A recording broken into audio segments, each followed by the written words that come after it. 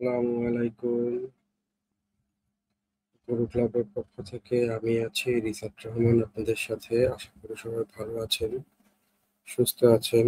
সবাইকে রমজানের মোবারকবাদ। আজ গরু ক্লাবের সাথে আপনাদের সাথে গরু ক্লাব আজকে নতুন একটি সেগমেন্ট নিয়ে এসেছে। এই সেগমেন্টে আপনারা মডেল টেস্ট দিতে পারবেন যারা লাইভে দেখছেন। পাশাপাশি আপনারা কমেন্টসের মাধ্যমে আমাদের সাথে এই সেগমেন্টে যুক্ত হতে পারবেন। এই মুহূর্তে যারা আমাদেরকে দেখছেন তাদের জন্য জানাতে চাচ্ছি, গরু ক্লাব আজকে থেকে একটি নতুন সেগমেন্ট শুরু করতে যাচ্ছে, যেটির মাধ্যমে মডেল টেস্ট। আজকে আপনাদের জন্য 50টি প্রশ্ন থাকবে এবং নির্ধারিত টাইমের মধ্যে আপনাদের সেই উত্তরগুলো করতে হবে। আমরা চেষ্টা করব কিছু কিছু প্রশ্নের সাথে ব্যাখ্যা আপনাদেরকে জানানোর। তো দেরি না করে শুরু করছি আজকের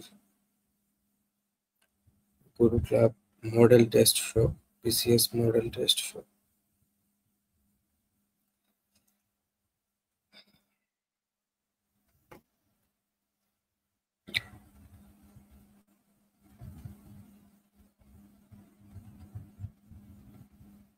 দর্শক যারা এই মুহূর্তে দেখছেন, আপনারা কমেন্ট করে সঠিক উত্তরটি জানাবেন।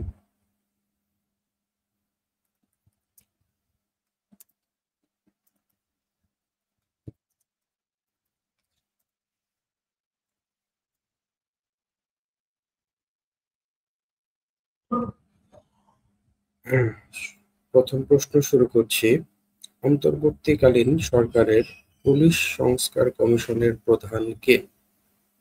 প্রশ্নটি হচ্ছে, অন্তর্বর্তীকালীন সরকারের পুলিশ সংস্কার কমিশনের প্রধান। যারা দেখছেন আপনারা ক, খ, গ, ঘ অথবা সম্পূর্ণ উত্তরটি কমেন্ট করে জানাবেন। ইতিমধ্যে আমরা কমেন্ট পেয়ে গেছি একজনের। যারা দেখছেন সবার কাছে উত্তর আশা করছি। অন্তর্বর্তীকালীন সরকারের পুলিশ সংস্কার কমিশনের প্রধান কে? Sarfaraz Hossain, doctor Badiul Alam Majumdar, barrister Amirul Islam, doctor শরীফ ভুইয়া ইসলাম। ডক্টর শরীফ ভুইয়া। চারজনের মধ্যে কে অন্তর্বর্তীকালীন সরকারের পুলিশ সংস্কার কমিশনের প্রধান? ইতিমধ্যে একজন উত্তর করেছেন, সাইফুল ইসলাম বলছেন উত্তর ক, সফররাজ হোসেন। আমরা আরো কিছু মানুষের উত্তরের জন্য অপেক্ষা করব। দর্শক যারা দেখছেন জলদি কমেন্ট করে আমাদের জানান, অন্তর্বর্তীকালীন সরকারের পুলিশ সংস্কার কমিশনের প্রধান কে? আজকে থেকে আপনাদের সাথে গরু ক্লাব প্রতিদিন বিসিএস মডেল কুইজ শো করতে যাচ্ছে, বিসিএস মডেল টেস্ট শো। তো আপনারা আমাদের সাথে যুক্ত হতে পারেন। শোটি প্রতিদিন সন্ধ্যা 7টায় হবে। আজকে রাত 10টায় অনুষ্ঠিত হচ্ছে। আগামীকালকে থেকে সন্ধ্যা 7টায় আপনারা অংশগ্রহণ করতে পারবেন। হাবিব হাবিব কমেন্ট করেছে এ, মেঘলা আকাশ এ, মামুন আশিক এ। জি, আপনাদের উত্তর সঠিক হয়েছে। অন্তর্বর্তীকালীন সরকারের পুলিশ সংস্কার কমিশনের প্রধান সফররাজ হোসেন। উত্তর সঠিক। আপনারা প্রত্যেকেই সঠিক উত্তর দিয়েছেন, ধন্যবাদ। আমরা পরবর্তী প্রশ্নে চলে যাচ্ছি। মোহাম্মদ সোহেল রানা বলেছেন ক। জি, ধন্যবাদ। আমরা পরবর্তী প্রশ্নে চলে যাচ্ছি। পরবর্তী প্রশ্ন, NILG এর পূর্ণরূপ কোনটি? NILG এর পূর্ণরূপ কোনটি? National institute of local government, national international learning group, national institute for leadership and governance, national institute of learning growth. NILG এর পূর্ণরূপ কি? সঠিক উত্তর দিতে হবে। ঝটপট আপনারা কমেন্ট করে জানিয়ে দিন। NILG এর পূর্ণরূপ, NILG এর পূর্ণরূপ কি? National institute of local government. NILG এর সঠিক উত্তর, হাবিব উত্তর দিয়েছেন ইতোমধ্যে এ। জাতীয় স্বাস্থ্য, national institute of local government, Mamun উত্তর দিয়েছে, সাইফুল ইসলাম ক, মেঘলা আকাশ ক, মিন্টু বর্মন রাজ ক। জি, আপনাদের উত্তর সঠিক হয়েছে। জাতীয় স্থানীয় সরকার institute, national institute of local government এর পূর্ণরূপ, যার বাংলা হচ্ছে জাতীয় স্থানীয় সরকার ইনস্টিটিউট। ধন্যবাদ, প্রত্যেকেই সঠিক উত্তর দিয়েছেন।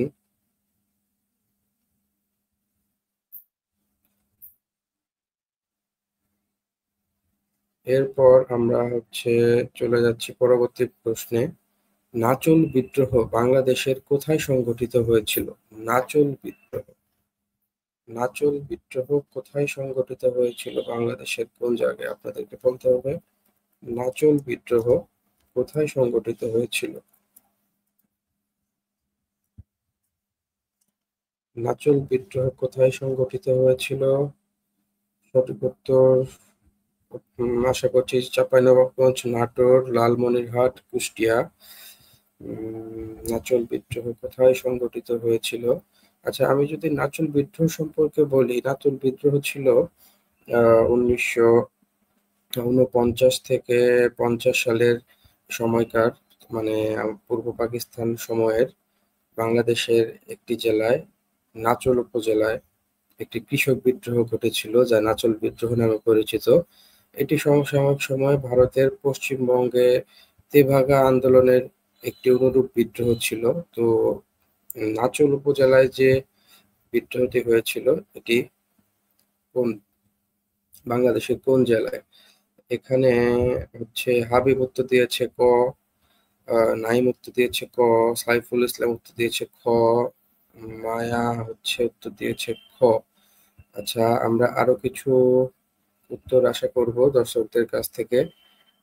দেখি, এর ফাঁকে আমি নাচল বিদ্রোহ সম্পর্কে যদি আপনাদেরকে আরেকটু বলি। নাচল উপজেলায় যারা জোতদার বা জমির মালিকরা কৃষকদের কাছ থেকে তাদের ফসলের 50% হিসেবে খাজনা আদায় করতেন। কৃষকরা, যাদের অধিকাংশই ছিল সংখ্যালঘু সাঁওতাল সম্প্রদায়ের সদস্য, 1949 সালের ডিসেম্বরে এবং 1950 সালের প্রথম দিকে উচ্চ খাজনার বিরুদ্ধে বিদ্রোহ ঘোষণা করে। তারা কোনো ভূমি অধিকার বা সুরক্ষা ছাড়াই প্রজন্মের পর প্রজন্ম ধরে একই জমি চাষ করে আসছিল।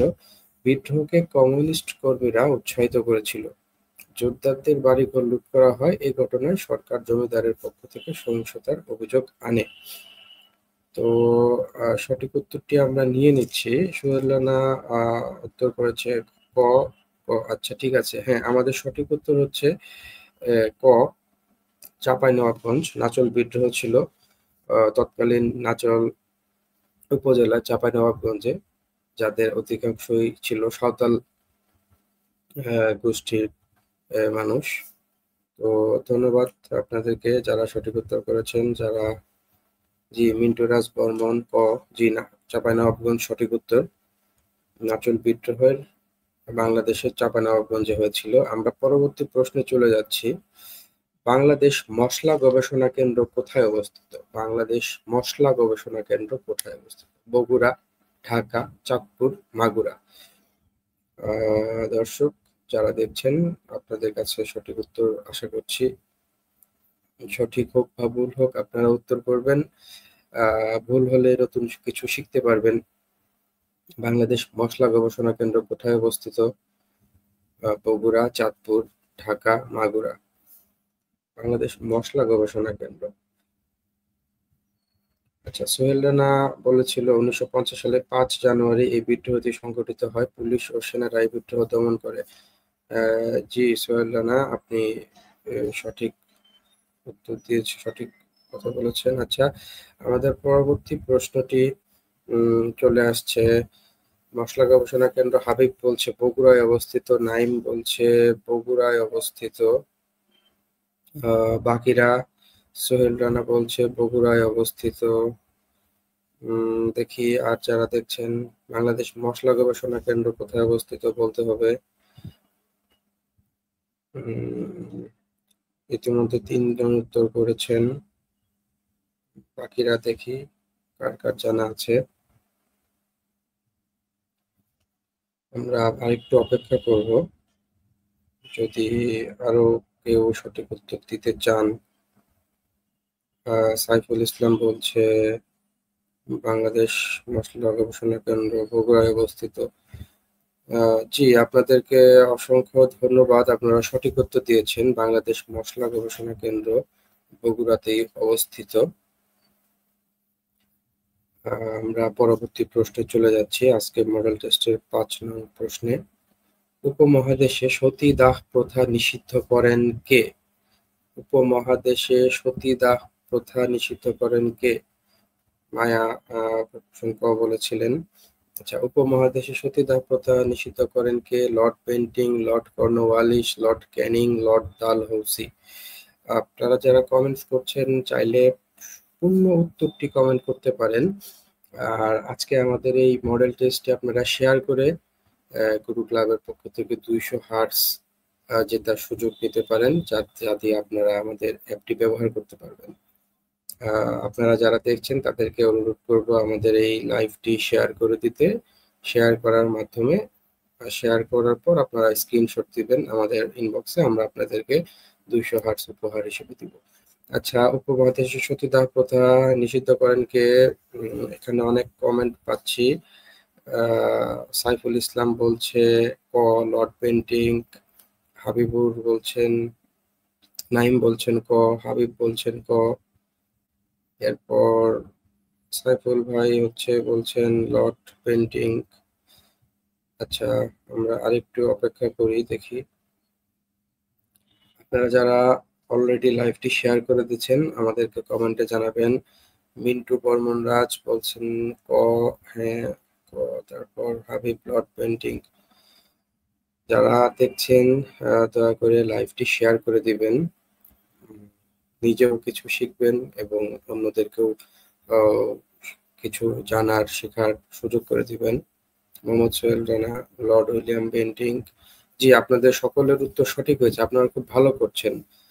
ইতিমধ্যে প্রায় প্রত্যেকেই সঠিক উত্তর দিয়েছেন, প্রত্যেকটি প্রশ্নেরই খুব ইমপ্রেসিভ। ধন্যবাদ।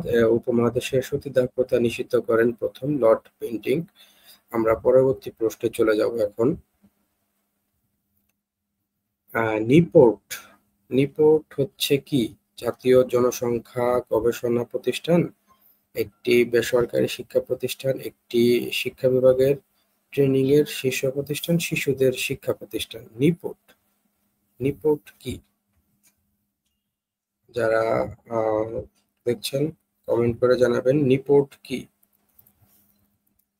নিপোর্ট, নিপোর্টের একটি পূর্ণরূপ আছে। নিপোর্ট সাধারণত NIPRT, NIPRT। NIPORT. Mamun Ashiq comment করছেন ক, হাবিব বলছেন ক। আচ্ছা, মিন্টু রাজ বর্মন ক, জাতীয় জনসংখ্যা গবেষণা প্রতিষ্ঠান নিপোর্ট। আচ্ছা, যারা উত্তর করছেন আরেকটু অপেক্ষা করব। আমি যদি নিপোর্ট সম্পর্কে বলি, নিপোর্টের পূর্ণরূপ হচ্ছে national institute of population research and training. National institute of population research and training, যার সংক্ষেপে যাকে বলা হচ্ছে নিপোর্ট, যার বাংলা হচ্ছে জাতীয় জনসংখ্যা গবেষণা ও প্রশিক্ষণ ইনস্টিটিউট। তার মানে নিপোর্টের সঠিক উত্তর হচ্ছে জাতীয় জনসংখ্যা গবেষণা প্রতিষ্ঠান। জি, সাইফুল ইসলাম সঠিক উত্তর দিয়েছেন। মায়া, দুঃখিত, আপনার উত্তরটি সঠিক হচ্ছে না, সঠিক নয়, সঠিক উত্তর হচ্ছে ক। মোহাম্মদ সোহেল রানা সঠিক উত্তর দিয়েছেন। জি, আপনাদেরকে অসংখ্য ধন্যবাদ। আমরা পরবর্তী প্রশ্নে চলে যাচ্ছি।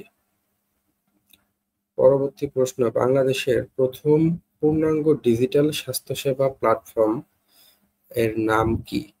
বাংলাদেশের প্রথম পূর্ণাঙ্গ ডিজিটাল স্বাস্থ্যসেবা প্ল্যাটফর্ম যে অ্যাপ আছে তার নাম কি? সুখী আরোগ্য ডক্টর সেলফ স্বাস্থ্যসেবা।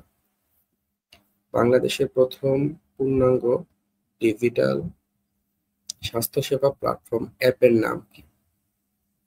মামুন আশিক উত্তর দিয়ে দিয়েছে, দেখা যাক তার উত্তর সঠিক কিনা।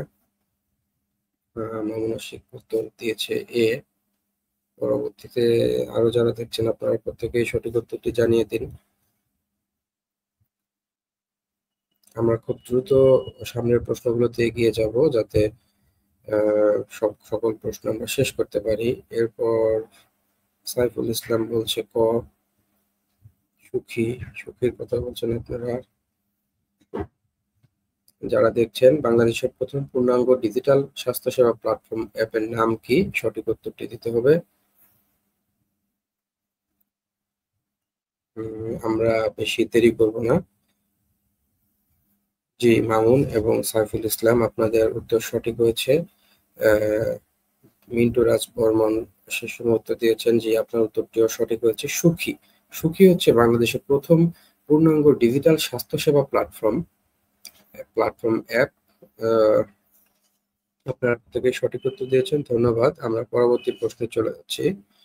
আজকের ৮ নং প্রশ্ন। বাংলাদেশের পঞ্চবার্ষিকী পরিকল্পনা প্রণয়ন করে পরিকল্পনা কমিশন, বাংলাদেশ ব্যাংক, প্রধানমন্ত্রীর কার্যালয়, জাতীয় রাজস্ব বোর্ড। বাংলাদেশে পঞ্চবার্ষিক পরিকল্পনা প্রণয়ন করে কোন প্রতিষ্ঠান? ভিডিও কলে হয়তো। আচ্ছা, সুখী সম্পর্কে বলেছিলেন যে হাবিব বলছে যে ভিডিও কলে হয়তো স্বাস্থ্যসেবা দেওয়া যেত, হয়তো এমন কিছু বলেছেন। সোহেল রানা, সঠিক উত্তরটি হচ্ছে সুখী অ্যাপ। অ্যাপের নামটি সুখী। আচ্ছা, আমরা পরবর্তী প্রশ্নে চলে যাচ্ছি। আপনারা পরবর্তী প্রশ্নের সঠিক উত্তর দিবেন। বাংলাদেশ পঞ্চবার্ষিকী পরিকল্পনা প্রণয়ন করে কোন প্রতিষ্ঠান? পরিকল্পনা কমিশন, বাংলাদেশ ব্যাংক, প্রধানমন্ত্রীর কার্যালয়, জাতীয় রাজস্ব বোর্ড।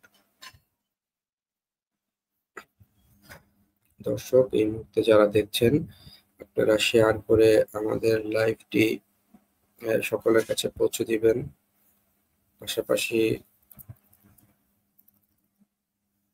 পাশাপাশি আপনারা নিজেরাও মডেল টেস্টে অংশগ্রহণ করতে পারবেন। এই মুহূর্তে যারা সঠিক উত্তর দিচ্ছেন তাদেরকে বলবো একটু দ্রুত আমাদেরকে উত্তরগুলো কমেন্ট করতে। আচ্ছা, অলরেডি আমরা অনেক কমেন্ট পেয়ে গেছি। সাইফুল ইসলাম বলছে পরিকল্পনা কমিশন। মোহাম্মদ সাইফুল ইসলাম ভাই, আপনি বলেছেন পরিকল্পনা কমিশন। বাকিদেরও উত্তর আশা করছি চটপট সময় দ্রুত উত্তর করবেন। বাংলাদেশের পঞ্চবার্ষিকী পরিকল্পনা প্রণয়ন করে কোন প্রতিষ্ঠান? পরিকল্পনা কমিশন, বাংলাদেশ ব্যাংক, প্রধানমন্ত্রীর কার্যালয়, জাতীয় রাজস্ব বোর্ড। আচ্ছা, সঠিক উত্তর হচ্ছে পরিকল্পনা কমিশন বাংলাদেশের পঞ্চবার্ষিকী পরিকল্পনা প্রণয়ন করে। ইতিমধ্যে মিন্টু রাজ বর্মনও সঠিক উত্তর দিয়েছেন। ঠিক আছে, আমরা পরবর্তী প্রশ্নে চলে যাচ্ছি। আজকের মডেল টেস্টের ৯ নং প্রশ্ন।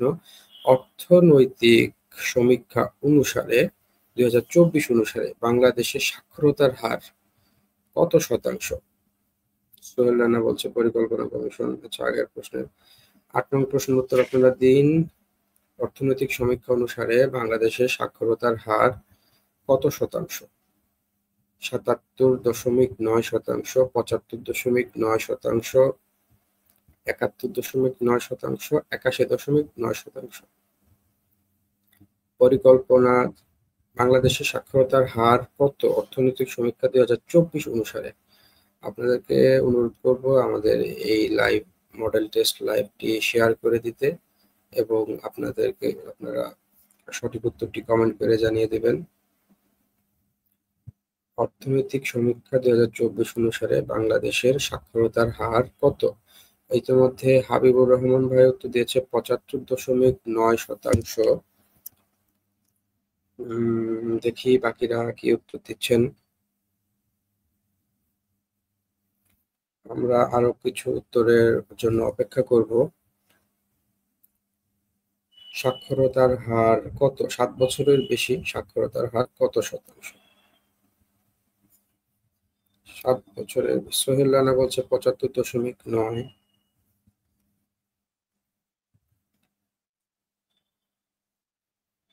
সোহেল রানা, দুইজন উত্তর করেছে। তাদের উত্তর সঠিক কিনা আমরা দেখব, তার আগে আরো কিছু কমেন্ট আমরা নিব। দেখা যাক কারা কারা সঠিক উত্তর দিচ্ছেন। সাইফুল ইসলাম বলছে ৭৭.৯। সাইফুল ইসলাম বলছে ৭৭। মিন্টুরাজ বর্মন বলছে ৭৫.৯। আইরিন সুলতানা সিদ্দিকা ৭৫.৯। আচ্ছা, আমরা অনেকগুলো এবার উত্তর পেয়েছি, ভিন্ন ভিন্ন উত্তর পেয়েছি। আমরা এবার সঠিক উত্তর দেখে নেব। যেহেতু আমরা ভিন্ন ভিন্ন উত্তর পেয়েছি, তাহলে কি হতে পারে? আচ্ছা, আমরা সঠিক উত্তরটি জানিয়ে দিচ্ছি।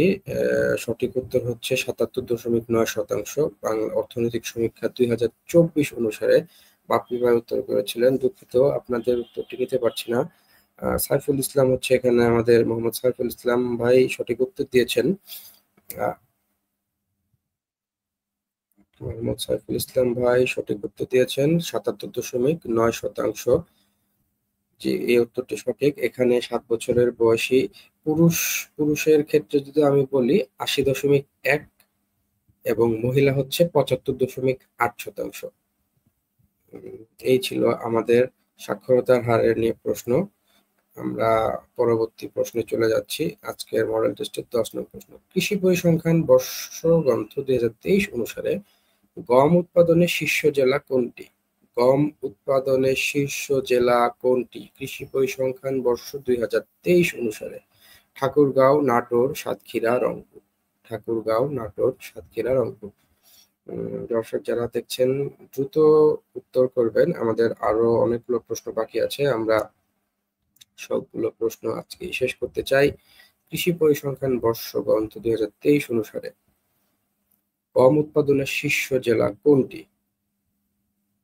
ঠাকুরগাঁও, নাটোর, সাতক্ষীরা, রংপুর। আচ্ছা, হাবিব ভাই উত্তর দিয়েছে রংপুর। আমরা দেখব সঠিক উত্তর কারটি সঠিক উত্তর হয়। বাকিরা উত্তর দিবেন তাড়াতাড়ি, তাহলে আমরা পরবর্তী প্রশ্নে আগাতে পারি। আপনারা দয়া করে আমাদের লাইভটি শেয়ার করে দিবেন। শেয়ার করলে আপনারা প্রত্যেকে ২০০ হার্টজ পাবেন, যা দিয়ে আমাদের গুরু ক্লাব অ্যাপটি আপনারা ব্যবহার করতে পারবেন। আচ্ছা, ১০ নং প্রশ্নটি ছিল কৃষি পরিসংখ্যান বর্ষগ্রন্থ ২০২৩ অনুসারে গম উৎপাদনের শীর্ষ জেলা হচ্ছে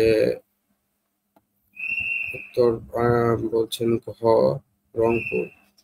দুঃখিত হাবিব ভাই এবং মিন্টু ভাই, আপনাদের এই সঠিক উত্তরটি হচ্ছে ঠাকুরগাঁও। ঠাকুরগাঁও জেলা ২০২৩ কৃষি পরিসংখ্যান অনুযায়ী শীর্ষ জেলা গম উৎপাদনে। সঠিক উত্তর হচ্ছে ঠাকুরগাঁও। ঠাকুরগাঁওয়ে সবচেয়ে বেশি গম উৎপাদিত হয়েছিল, উৎপাদনের শীর্ষে ছিল তারা। ঠাকুরগাঁও, সঠিক উত্তরটি হবে ঠাকুরগাঁও। আমরা পরবর্তী প্রশ্নে চলে যাচ্ছি। মামুনা শেখ উত্তর করছেন ডি। আচ্ছা, মায়া, হ্যাঁ, মায়ার উত্তরটি সঠিক। আমরা পরবর্তী প্রশ্নে যাচ্ছি। পরবর্তী প্রশ্ন ১১ নং প্রশ্ন। নিচের কোনটি চাকমাদের বর্ষবরণ উৎসব?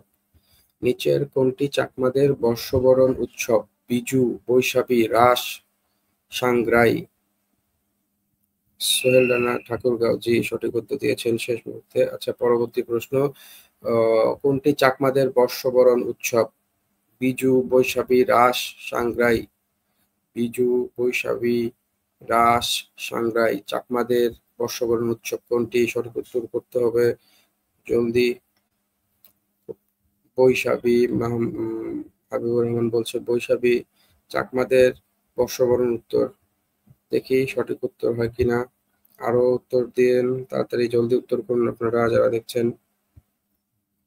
নিচের কোনটি চাকমাদের বর্ষবরণ উৎসব? সরি, ঠিক আছে, বিজু। আচ্ছা, হাবিব ভাই তার উত্তর চেঞ্জ করেছে, হাবিবুর রহমান বলছে বিজু। আচ্ছা, বাকিদের কাছ থেকেও জানতে চাচ্ছি সঠিক উত্তর কি, আপনারা জলদি কমেন্ট করে জানান। আমরা পরবর্তী প্রশ্নে চলে যাব। সঠিক উত্তরটি দিয়ে। চাকমাদের বর্ষবরণ উৎসব, মিন্টু রাজ বলছেন বিজু। ওকে, আর যারা দেখছেন উত্তর করবেন। চাকমাদের বর্ষবরণ উৎসব, জি আমাদের সঠিক উত্তর হচ্ছে মায়া বলছেন বিজু, ইয়াকুব খান বলছেন বিজু, সোহেল রানা বলেছেন বিজু, বাপ্পি ভাই সাংরাই আপনার উত্তরটি সঠিক নয়, সঠিক উত্তর হচ্ছে বিজু। চাকমাদের বর্ষবরণ উৎসব হচ্ছে বিজু, চাকমাদের বর্ষবরণ উৎসব বিজু। মামুন আশিক বলছেন জি চাকমাদের বর্ষবরণ উৎসব বিজু। আমরা পরবর্তী প্রশ্নে চলে যাচ্ছি। গ্রামীণ ব্যাংকের ক্ষুদ্র ঋণ কার্যক্রম প্রাথমিকভাবে শুরু হয় কোথায়? আমাদের গ্রামীণ ব্যাংক সম্পর্কিত একটি প্রশ্ন পেয়েছি। গ্রামীণ ব্যাংকের ক্ষুদ্র ঋণ কার্যক্রম প্রাথমিকভাবে শুরু হয় কোথায়? চট্টগ্রামের রাউজান, চট্টগ্রামের জোবরা, চট্টগ্রামের হালিশহর, চট্টগ্রামের আনোয়ারা। মামুন বলছে বি, চট্টগ্রামের জোবরা। জাহিদ হাসান বলছে বি, চট্টগ্রামের জোবরা। আমরা দেখি কার উত্তর সঠিক হয়। গ্রামীণ ব্যাংকের ক্ষুদ্র ঋণ কার্যক্রম কোথায় প্রাথমিকভাবে শুরু হয় কোথায়? চট্টগ্রামের জোবরা। ডক্টর ইউনূসের গ্রামীণ ব্যাংক চালু হয়েছিল কোথা থেকে? যেহেতু তার হোমটাউন চট্টগ্রাম। সোহেল রানা বলছে খ, মায়া বলছে ক, মিন্টু রাজ বলছে খ।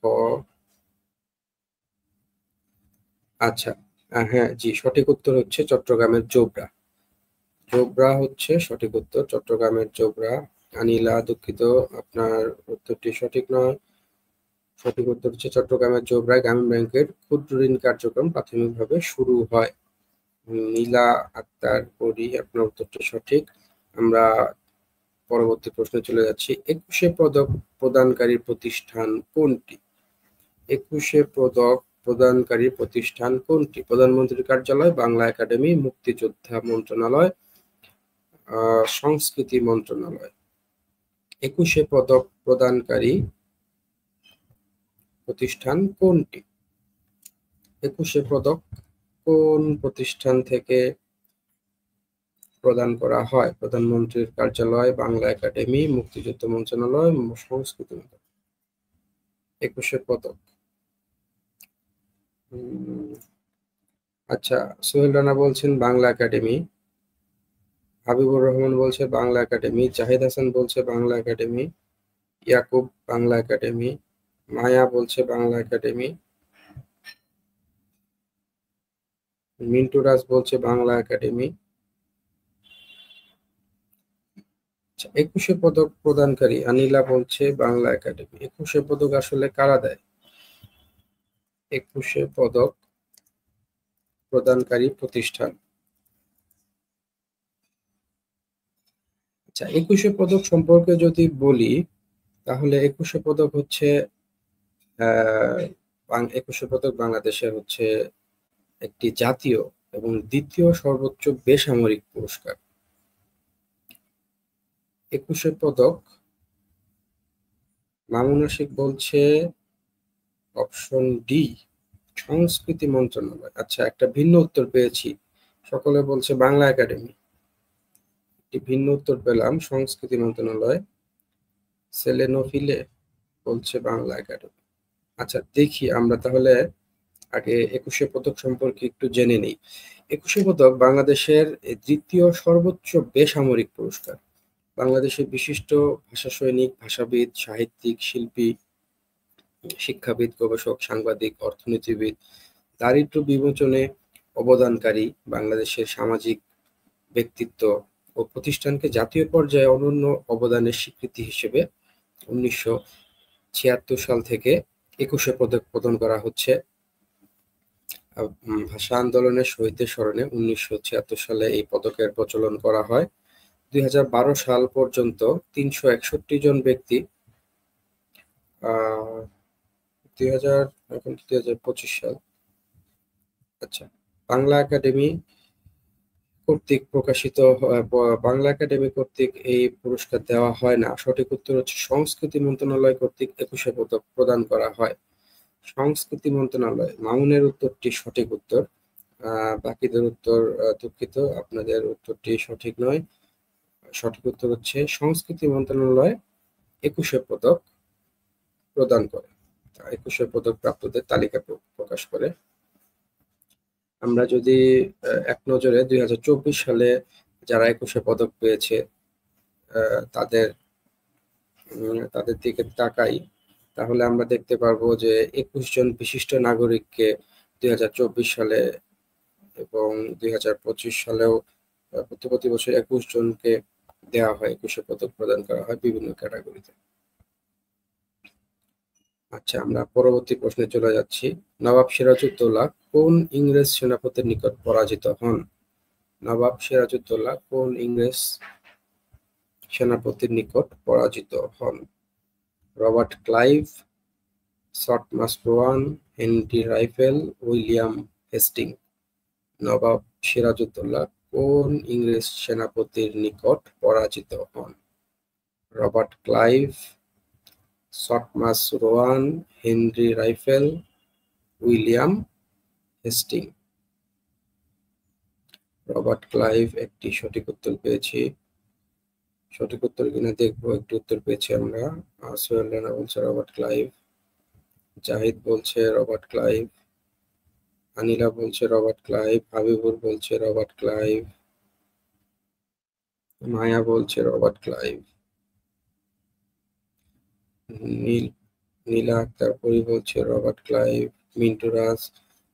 এই প্রশ্নের সকলেই সঠিক উত্তর দিয়েছেন। সঠিক উত্তর রবার্ট ক্লাইভ। নবাব সিরাজউদ্দৌলা রবার্ট ক্লাইভ ইংরেজ সেনাপতির নিকট পরাজিত হয়েছিলেন। ইয়াকুব বলছেন। তো আপনাদের অসংখ্য ধন্যবাদ, আপনারা প্রত্যেকেই সঠিক উত্তর দিয়েছেন। আমরা পরবর্তী প্রশ্নে চলে যাচ্ছি। 15 নম্বর প্রশ্ন। মোদের গরব ভাস্কর্যটি কোথায় অবস্থিত? মোদের গরব ভাস্কর্যটি কোথায় অবস্থিত? চট্টগ্রাম বিশ্ববিদ্যালয়, শিল্পকলা একাডেমি, বাংলা একাডেমি, জাহাঙ্গীরনগর বিশ্ববিদ্যালয়। মোদের গরব ভাস্কর্যটি কোথায় অবস্থিত?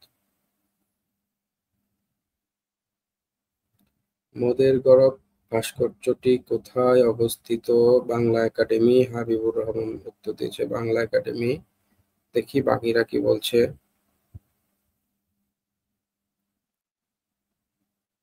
মোদের গরব ভাস্কর্যটি কোথায় অবস্থিত?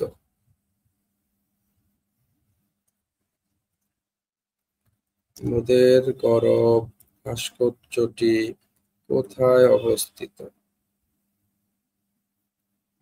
মোদের গরব ভাস্কর্যটি কোথায় অবস্থিত? আরেকজন বলছেন বাংলা একাডেমি। সেলেনোফিলে জাহিদ বলছে বাংলা একাডেমি। আচ্ছা, মোদের গরব ভাস্কর্যটি বাংলা একাডেমিতে অবস্থিত। এটির শিল্পী হচ্ছে মফিদুল আলম খান। মফিদুল আলম খান 2007 সালের 1 ফেব্রুয়ারি এটি তৈরি করেন এবং উন্মোচন করা হয় 2007 সালের 1 ফেব্রুয়ারি। মোদের গরব ভাস্কর্য বাংলা একাডেমি প্রাঙ্গণে অবস্থিত। বাংলা একাডেমি হবে স্যার। জি মিন্টু, বাংলা একাডেমি। আনিলা আক্তার সঠিক উত্তর। আমরা পরবর্তী প্রশ্নে চলে যাচ্ছি। আজকে আমরা 20টি প্রশ্নের মডেল টেস্ট করব, আগামী দিন আমরা বাকিগুলো শেষ করব। তো আমাদের 16 নং প্রশ্ন। বাংলাদেশ প্রতিযোগিতা কমিশন কোন মন্ত্রণালয়ের আওতাভুক্ত? বাংলাদেশ প্রতিযোগিতা কমিশন কোন মন্ত্রণালয়ের আওতাভুক্ত? শিল্প, যুব ও ক্রীড়া, পরিকল্পনা, বাণিজ্য। বাংলাদেশ প্রতিযোগিতা কমিশন কোন মন্ত্রণালয়ের আওতাভুক্ত? আপনারা এর আগে বাংলাদেশ প্রতিযোগিতা কমিশনের নাম কারা কারা শুনেছিলেন? বাংলাদেশ প্রতিযোগিতা কমিশন কোন মন্ত্রণালয়ের আওতাভুক্ত? আচ্ছা, হাবিব বলছে যুব ও ক্রীড়া। আচ্ছা, দেখি আমরা এটি সঠিক উত্তর হয় কিনা, আরো আপনাদের কাছে কমেন্টস আশা করছি। বাংলাদেশ প্রতিযোগিতা কমিশন ইলেনো মায়া বলছে ক্রীড়া, সোহেল রানা ক্রীড়া। প্রতিযোগিতা কমিশন, বাংলাদেশ প্রতিযোগিতা কমিশন। সঠিক উত্তরটি কি হতে পারে আপনারা কমেন্ট করে জানান। বাংলাদেশ প্রতিযোগিতা কমিশন কোন মন্ত্রণালয়ের আওতাভুক্ত?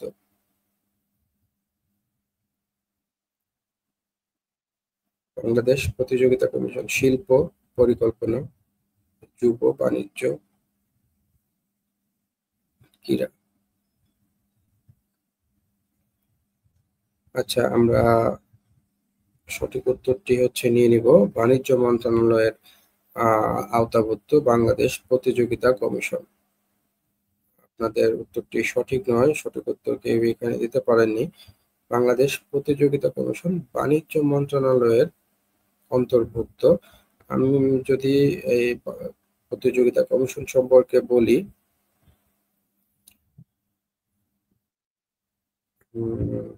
এটা প্রতিষ্ঠা হয় 17ই ডিসেম্বর 2012 সালে 17 ডিসেম্বর প্রতিযোগিতা কমিশন আত্মপ্রকাশ করে।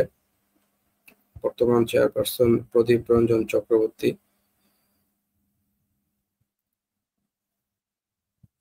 প্রতিযোগিতা কমিশনের লক্ষ্য অর্থনীতিতে টেকসই প্রতিযোগিতা সৃষ্টির মাধ্যমে বাজারে সমতা আনয়ন, ভোক্তাদের স্বার্থ রক্ষা এবং বাজারে উত্তম চর্চা নিশ্চিতকরণ। জাহিদ ভাই বলছেন আপনি নাম শুনেছেন প্রতিযোগিতা কমিশনের। সঠিক উত্তর বাণিজ্য মন্ত্রণালয়। বাংলাদেশ প্রতিযোগিতা কমিশন বাণিজ্য মন্ত্রণালয়ের আওতাভুক্ত। প্রতিযোগিতা কমিশনের লক্ষ্য অর্থনীতিতে টেকসই প্রতিযোগিতা সৃষ্টির মাধ্যমে বাজারে সমতা আনয়ন, ভোক্তাদের স্বার্থ রক্ষা এবং বাজারে উত্তম চর্চা নিশ্চিতকরণ। আমরা পরবর্তী প্রশ্নে যাচ্ছি। স্বরাজ পার্টির প্রতিষ্ঠাতা কে ছিলেন? স্বরাজ পার্টির প্রতিষ্ঠাতা কে ছিলেন? জওহরলাল নেহেরু, মহাত্মা গান্ধী, সুভাষচন্দ্র বসু, চিত্তরঞ্জন দাস। স্বরাজ পার্টির প্রতিষ্ঠাতা কে ছিলেন? স্বরাজ পার্টির প্রতিষ্ঠাতা 1923 সালের 1 জানুয়ারি স্বরাজ পার্টি প্রতিষ্ঠা লাভ করে। স্বরাজ পার্টির প্রতিষ্ঠাতা কে ছিলেন? স্বরাজ পার্টির প্রতিষ্ঠাতা মূলত দুজন ছিলেন আমার জানা মতে। আপনাদের কাছে সঠিক উত্তর আশা করছি। দ্রুত কমেন্টস করে সঠিক উত্তরটি জানিয়ে দিন। স্বরাজ পার্টির প্রতিষ্ঠাতা কে ছিলেন? 1923 সালের 1 জানুয়ারি স্বরাজ পার্টি প্রতিষ্ঠা লাভ করে এবং 1935 সালে ভেঙে যায় স্বরাজ পার্টি। আচ্ছা, একজন কমেন্ট করেছে হাবিব ভাই চিত্তরঞ্জন দাস। দেখি আরো কেউ আপনারা কি উত্তর করেন। স্বরাজ পার্টির প্রতিষ্ঠাতা ছিলেন চিত্তরঞ্জন দাস। আপনার উত্তরটি সঠিক হাবিব, মোহাম্মদ হাবিবুর রহমান। আপনার উত্তর সঠিক। স্বরাজ পার্টির প্রতিষ্ঠাতা ছিলেন মূলত দুইজন, চিত্তরঞ্জন দাস ও মতিলাল নেহেরু। সেলেনোফিলে, হ্যাঁ আপনিও সঠিক উত্তর দিয়ে। সেলেনোফিলে সঠিক উত্তর নয়, জওহরলাল নেহেরু নয়। সঠিক উত্তর চিত্তরঞ্জন দাস এবং আরেকটি অপশনে নেই মতিলাল নেহেরু। আমরা পরবর্তী 18 নং প্রশ্নে চলে যাব। নিচের কোন ক্ষুদ্র নৃগোষ্ঠী ইসলাম ধর্মের অনুসারী? মারমা, খুমি, তঞ্চঙ্গা, পাঙ্গন। নিচের কোন ক্ষুদ্র নৃগোষ্ঠী ইসলাম ধর্মের অনুসারী? আচ্ছা, এখানে আনিলা বলছে পাঙ্গন, মিন্টুরাজ বর্মন পাঙ্গন বলছেন, হাবিবুর রহমান বলছে পাঙ্গন। কোন ক্ষুদ্র নৃগোষ্ঠী ইসলাম ধর্মের অনুসারী? মারমা, খুমি, তঞ্চঙ্গা, পাঙ্গন। জি, সঠিক উত্তর পাঙ্গন। পাঙ্গন ক্ষুদ্র নৃগোষ্ঠীর মানুষেরা মুসলিম ধর্মের অনুসারী। আমরা পরবর্তী প্রশ্নে চলে যাচ্ছি। কাচের দেওয়াল কাচের দেয়াল বিখ্যাত চলচ্চিত্রটি পরিচালনা করেন কে? কাচের দেওয়াল বিখ্যাত চলচ্চিত্রটি পরিচালনা করেন কে? সত্যজিৎ রায়, সিদ্দিকুর রহমান, শামীম আখতার, জহির রায়হান। কাচের দেওয়াল কে পরিচালনা করেন? কাচের দেওয়াল কে পরিচালনা করেন? জহির রায়হান, শামীম আখতার, সিদ্দিকুর রহমান, সত্যজিৎ রায়। আচ্ছা, হাবিবুর রহমান বলছেন জহির রায়হান। কাচের দেওয়াল কে পরিচালনা করেন?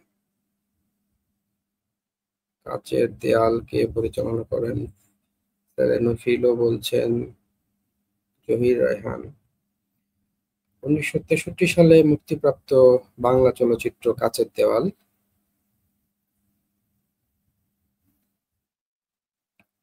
আচ্ছা, মিন্টু বলছেন ঘ। জি, আপনাদের উত্তর সঠিক। কাচের দেওয়াল জহির রায়হান পরিচালনা করেন। কাচের দেওয়াল হচ্ছিল 1963 সালের বাংলা ভাষায় পাকিস্তানি সিনেমা ছিল, তৎকালীন পাকিস্তানের। এটার পরিচালনা লিখেছেন, এটার স্ক্রিপ্ট এবং পরিচালনা দুটোই জহির রায়হানের করা। এখানে আনোয়ার হোসেন, সুস্মিতা দেবী, খান আতাউর রহমান হচ্ছে কেন্দ্রীয় চরিত্রে অভিনয় করেছিলেন। আচ্ছা, আজকে আমাদের মডেল টেস্টের সর্বশেষ প্রশ্নটি আমরা আজকে এখন প্লে করব। যারা আমাদের সাথে ছিলেন আমাদের এই লাইভটি শেয়ার করে দিবেন। আপনারা সঠিক উত্তর করে কমেন্টস করে যারা এই মডেল টেস্ট পরীক্ষা অংশ নিচ্ছেন তাদেরকে অসংখ্য ধন্যবাদ। আমরা আমাদের সর্বশেষ প্রশ্ন, বাংলাদেশ সর্বপ্রথম ওষুধ নীতি ঘোষণা করে কত সালে? বাংলাদেশে সর্বপ্রথম ওষুধ নীতি ঘোষণা করা হয় কত সালে? 1982, 1992, 1988, 1991 সালে। বাংলাদেশ সর্বপ্রথম ওষুধ নীতি ঘোষণা করে কত সালে? আজকের আমাদের সর্বশেষ প্রশ্ন, বাংলাদেশ ওষুধ নীতি কত সালে ঘোষণা করা হয়? সর্বপ্রথম আনিলা বলছে 1992। মিন্টু কি বলছে? মিন্টু 19, হাবিব বলছে 88 সালে। এখনো আমরা দেখি সঠিক উত্তর পেয়েছি কিনা। ঔষধ নীতি কত সালে সর্বপ্রথম ঘোষণা করা হয়?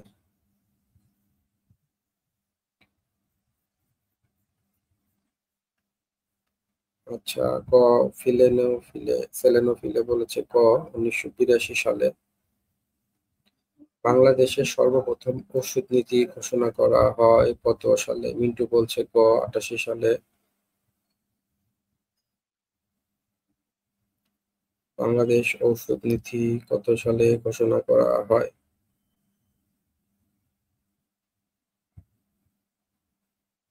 বাংলাদেশ সর্বপ্রথম ওষুধ নীতি ঘোষণা করে। আচ্ছা, আমরা এখনো কেবল উত্তর যা পেয়েছি।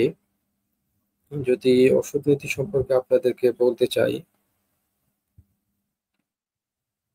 তাহলে সঠিক উত্তরটি হচ্ছে এখানে ক, 1982 সালে। জাতীয় ওষুধ নীতি 1982 সালের 12 জুন অধ্যাদেশ আকারে জারি হয়। এর আগ পর্যন্ত 1940 সালের ওষুধ আইন এবং 1946 সালের বেঙ্গল ওষুধ রুল এবং 1970 সালের বেঙ্গল ওষুধ রুল সংশোধিত চালু ছিল। এর আগে সদ্য স্বাধীন হওয়া বাংলাদেশে চাহিদার শতকরা 70% বেশি ওষুধ বিভিন্ন দেশ থেকে আমদানি করা হতো। বাংলাদেশে সর্বপ্রথম ওষুধ নীতি ঘোষণা করা হয় তাহলে 1982 সালে। অপশন ক সঠিক উত্তর, 1982 সালে। দর্শক, আপনাদেরকে অসংখ্য ধন্যবাদ যারা আমাদের সাথে আজকের এই লাইভটি মডেল টেস্টে অংশগ্রহণ করেছেন, দেখেছেন, কমেন্টস করে উত্তর দিয়েছেন বা নিজেদেরকে যাচাই করেছেন। আপনাদেরকে অসংখ্য ধন্যবাদ। আপনারা আমাদের সাথে ছিলেন। আমরা প্রতিদিন সন্ধ্যা 7টায় এই মডেল টেস্ট এখন থেকে এই শো পরিচালনা করবো। আপনারা সবাইকে সন্ধ্যা 7টায় গুরু ক্লাব পেজে উপস্থিত থাকার জন্য আমন্ত্রণ জানাচ্ছি। পাশাপাশি আমাদের সকাল 11টায় প্র্যাকটিস শো হয়, সেখানেও আপনারা অংশগ্রহণ করবেন। আমাদের বিকেল 3টায় কুইজ শো হয়, সেখানে কুইজ শোতে আপনারা সরাসরি লাইভে অংশগ্রহণ করতে পারবেন। আমাদেরকে মেসেজ দিয়ে জানালে আমরা আপনাদেরকে জানিয়ে দেবো কিভাবে আমাদের কুইজ শোতে অংশগ্রহণ করতে হয়। একই সাথে আমাদের এখন রেগুলার যে পরীক্ষা এবং ক্লাস হয় সেটি রাত 10টায় হবে, যেহেতু রমজানের মাস, তারাবির নামাজ আছে। তো সেক্ষেত্রে 9টার পরিবর্তে আমাদের পরীক্ষা এবং লাইভ ক্লাসগুলো 10টায় হয়। হাবিব ভাই, লাইভ এক্সামের সময় পরিবর্তন করলা? জি, লাইভ এক্সামের সময় আগামীকালকে থেকে রাত 10টায় হবে। আমাদের আগের সিস্টেম ছিল, যার ফলে আমাদের আজকে রাত 9টায় হয়েছে, কিন্তু আগামীকালকে থেকে লাইভ এক্সাম যেদিন যেদিন পরীক্ষা হবে রাত 10টায় হবে। এবং ক্লাস যে হয়, আমাদের মাসুদ স্যার ক্লাস নেন, মুস্তাফিজুর রহমান স্যার, উনিও রাত 10টায় ক্লাস নেবে। তো দর্শক যারা সাথে ছিলেন তাদেরকে আপনাদেরকে অসংখ্য ধন্যবাদ। আপনাদের বিসিএস জার্নি শুভ হোক, সফল হোক, এই কামনাই করছি। সবাই ভালো থাকবেন, সুস্থ থাকবেন। আজকের মতো এখানেই আমি বিদায় নিচ্ছি। ধন্যবাদ সবাইকে। আসসালামু আলাইকুম।